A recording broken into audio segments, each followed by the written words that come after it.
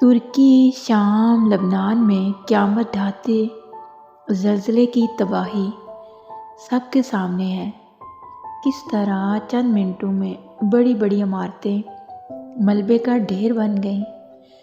10,000 کے قریب لوگ دنیا سے رخصت ہو گئے۔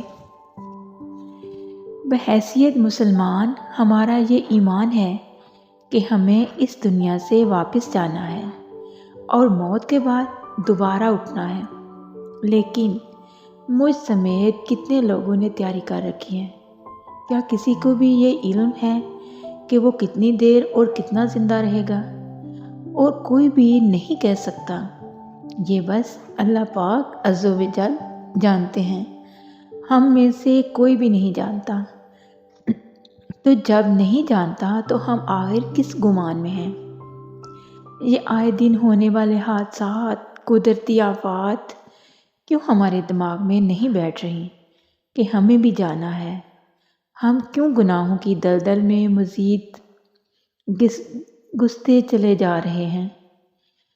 ہم کیوں تیاری نہیں کرتے؟ ہم عبرت کیوں نہیں حاصل کرتے؟ کس نے ہمیں منع کیا ہے کہ نماز نہ پڑھیں، جبکہ سب کو پتہ ہے کہ سب سے پہلا حساب نماز کا ہی لیا جائے گا؟